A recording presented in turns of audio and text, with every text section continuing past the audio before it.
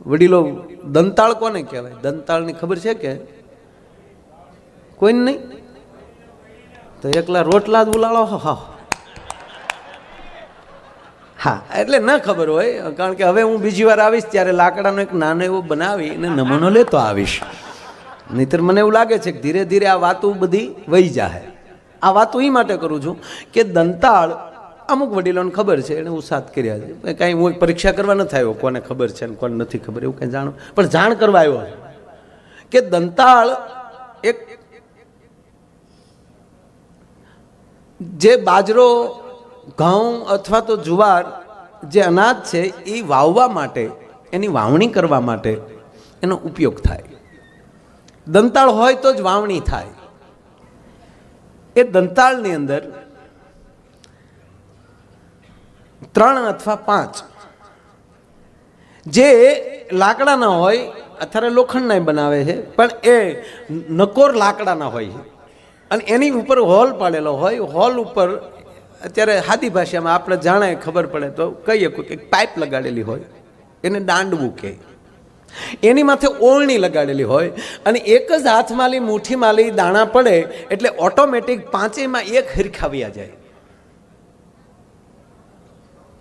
હાથમાંથી જે ઉપર ખેડૂત છે એ દાણા નાખે, એ ઓળણીમાં જાય, ઓળણીમાંથી દાંડવામાં જાય, દાંડવામાંથી દાંતામાં જાય, દાંતા છે જમીનની અંદર એ સાહ પાડતા જાય, એની અંદર ઓટોમેટિક દાણા ઓરાતા જાય.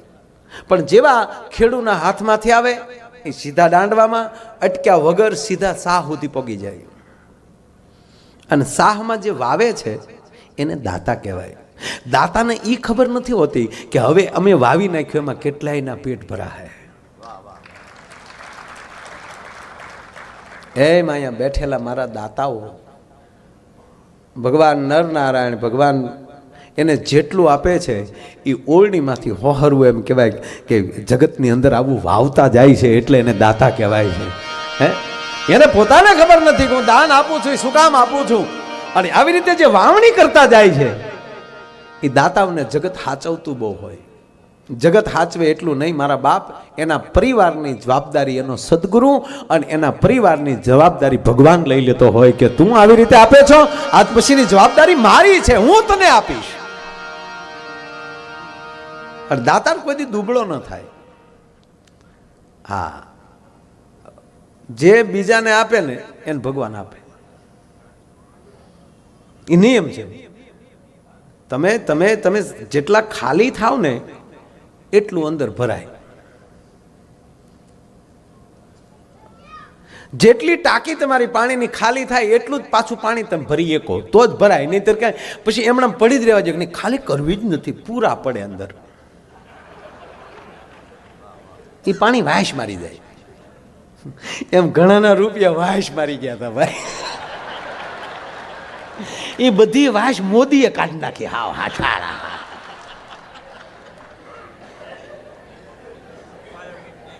બેનો ભાઈઓ, 50 દિવસ થઈ ગયા બેનો ભાઈઓ.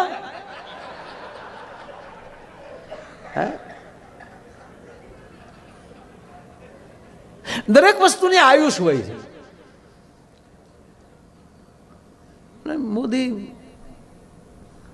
હજી કઈક સારું કરશો. મને તો વ્યામ પડે ગાંધી બાપુને કાઢી નાખવાના. આવી નોટ આવી છે ને એવા ગાંધી બાપુ નહીં રાખે.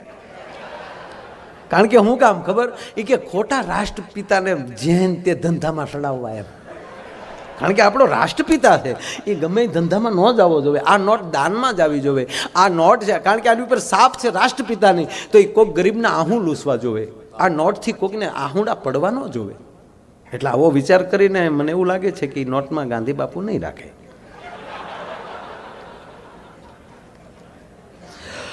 મારો નાથ હાસુ પાડે તો 50ની નોટમાં ગાંધી બાપુ નહીં આવે. મારી નોટમાં કરંટ તો છે હો. પગને તળિયે નોટ કહીને તો તાળવા મળે તે ભાઈ ભાઈ. અને અમારે માનભાઈ ગઢવી તો એમ કહેતા હુકાઈ ગયેલા વડલાના થળિયામાં 50,000નું બંડલ દાટ્યા એટલે હવારમાં વડવાયું ફૂટે. બોલો. પણ ઈ સંપત્તિ સદમાર્ગે વપરાય. કાળું નાણું કોને કહેવાતું હશે મને ખબર નથી, પણ જેની પાસે કાળું નાણું હોય એ કોઈ દી દાતા ન બની શકે. કારણ કે દાન દેવું એ 1 નંબરનો ધંધો છે. તો એની અંદર 1 નંબરનો માણસ હોય ને એ જ દાન દેતો હોય છે. રાય કાંકલાનું કામ નથી ભલા માણસ એની અંદર. કારણ કે આ સંપત્તિ આ જેવી તેવી વસ્તુ નથી. આ જેમ તેમ કાળું નાણાં ઘિરેલી નીકળ્યા. સાહેબ 5 તારીખે ઘણા પતિદેવે વેકેશન ખુલ્યા એટલે એની પત્નીઓને કીધું હતું કે છોકરાની ફીમાં ઘટે છે, 5,000 પીડ્યા ઘરમાં. અમારી પાસે ક્યાંથી હોય? ઈ બાયુએ 9 તારીખે 50,000 કાઢ્યા તારા ડોહા. અમુકની ઘીરે તો અબોલા છે દીગુબા. હો સ્વામીજી, અમુકની ઘીરે તો અબોલા છે. કારણ કે ઓલે એમ કીધું મારા હમ કાંઈ નથી, તમારા હમ મારી ઘીરે કાંઈ, મારી પાસે કાંઈ નથી પીડ્યું. અને એણે 9 તારીખે કાઢ્યા ને પછી પતિઓએ કીધું કે મારા હમ ખાધા તે આ નોટો હાટું આવું બન્યું. 2-3 જગ્યાએ સમાધાનમાં મારે જવું પડ્યું.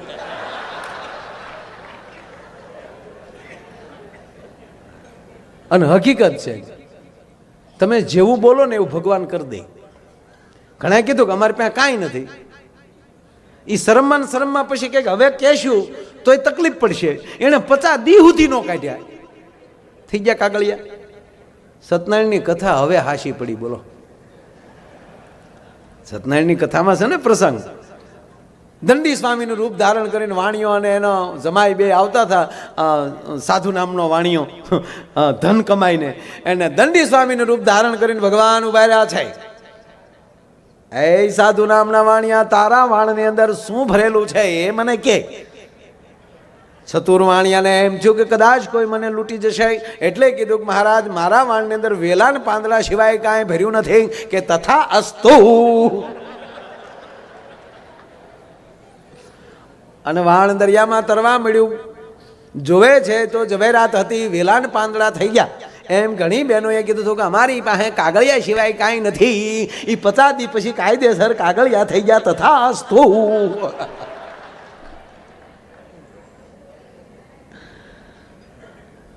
વાત એ છે કે દરેક વસ્તુની આયુષ હોય છે. હમણાં તું કાયમ આ વાત કરું સ્વામીજી કે અને જે વસ્તુ જેમાંથી બને એકવાર એ વસ્તુ એને બની જવું પડે.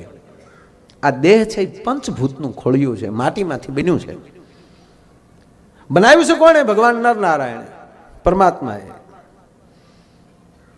એમાં કોઈને માયાભાઈ બનાવ્યા છે, કોઈને મુકેશ બનાવ્યો છે, કોઈને હોની નોટ બનાવી, કોઈને 500ની નોટ બનાવી, કોઈને 1000ની નોટ બનાવી. એ મને ખંજવાળ આવી એટલે કહું છું કે હું હાવ 1000ની નોટ નથી.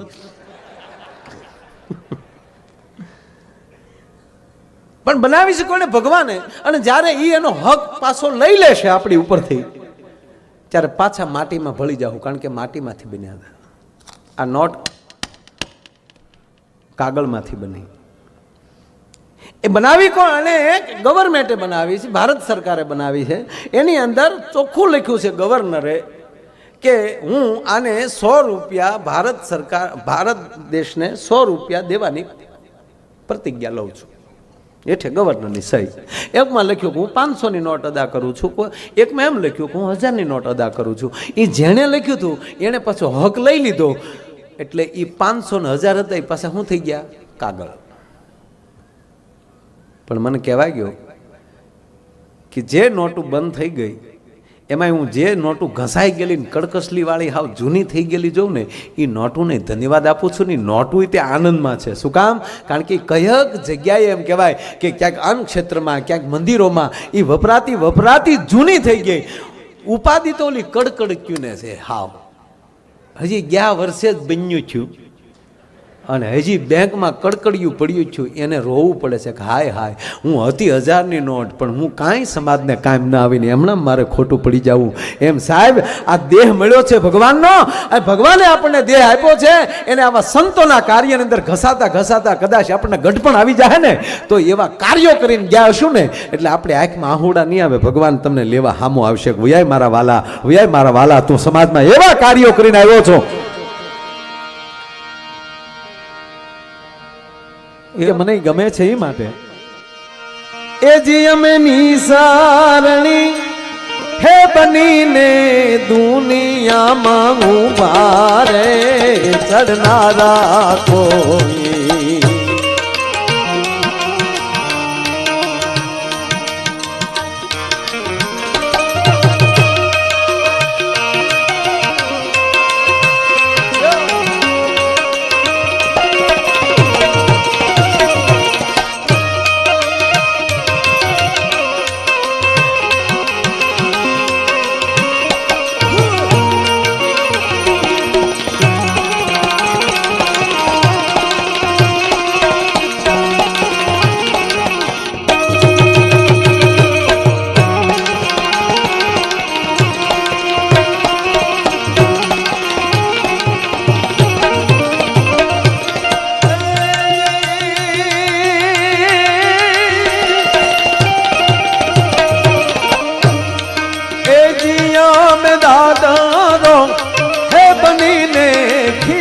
खूब खाधा रे तपशाना फलो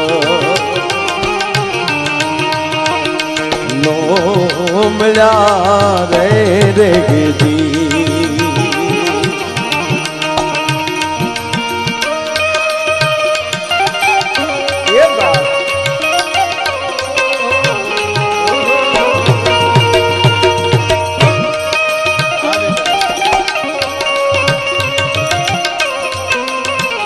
સાથે સાથે ટૂંકો પરિચય આપી દઉં તબલાની અંદર સંગત આપે છે એ આંગળીને ટેરવે ગણીએ કે એવાના ઉસ્તાદમાંથી જે 5 ગણીએ કહે ને ટોપ એમાંનું એક સ્થાન એટલે અમારો એક નાની ઉંમરનો બાળેટો ઉસ્તાદ મુકેશ બારોટ તાળીના ગળાથી આપણે એમને બધાઓ બેન્જોની અંદર સંગત આપે છે એ પણ ધીમે વગાડ કાળજામાં વાગે તારા ટેરવા જેમ માછલી ઘરની અંદર તમે આમ ધીમે ધીમે કાચ માલી જુઓ ને જેમ માછલીના તરંગના આમ કેમ આમ જોઈ જતા હોય જેમ એમ એના આંગળા જે ફરે છે બેન્જા ઉપર એવો અમારો વિપુલ મકવાણા એમણે પણ આપણે તાળીના ગળાથી બધાઓ મંજીરાના 2 માણીગર બેઠા છે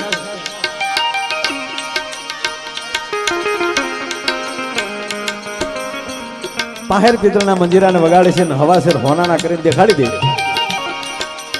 અને સ્વામીજી આ અઘરામાં અઘરું કોઈ વાદ્ય હોય ને તો મંજીરું હા કારણ કે સટકી હોય તો કાં ટકામાં આવે ને કાં આંગળી તોડી નાખે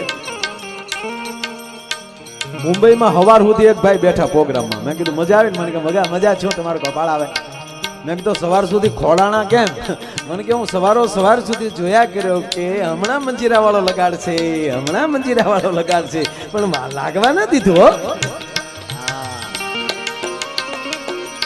આ મોટા મોટા યોગા છે રામદેવજી મહારાજથી આ યોગા ન થાય ભલે એનાથી આમ પેટ ફરે એ તો મને મારું ફરે એ તો મને આવડે પણ આવે એટલે મંજીરા વગાડવા બાબાને કહું એક બે આવો મંજીરા વગાડવા અમારા કુટુંબ ના છે આવે મંજીરા વગાડવા 5 મિનિટ નો વાગ્યો ભાઈ આમ વાગે નહીં બચેગા ના આવો નહીં નો વાગે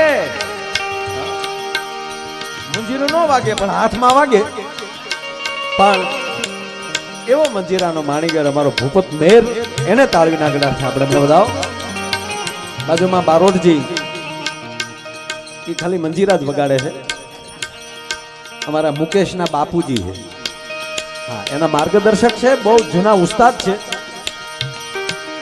તો અને બહુ સારા માઇક બહુ સારા છે શું નામ છે સાઉન્ડ ના આપણે તાલ સાઉન્ડ પૂર્વ પટેલ અમારે એને તાળીઓથી વધાવો વાહ તાલ વાહ દેવ. અને અમારા વિડીયો વાળા વિડીયો પિયુષ પટેલ, વાહ પિયુષ પટેલ ને આખી ટીમને તાળીના ગળાથી બધાઓ. હા એ પણ કેમેરા હકારવો એ એક કલા છે. અમારે દિગુભા છે ને સુડાસમાં, મને કે માયાભાઈ મારે સામેલી જ વિડીયો લેવો પડે, નકર જે સાઈડ કેમેરો લીધે એટલી મૂછું જ આવે, એટલે એને પરફેક્ટ સામું જ રાખવું પડે. હા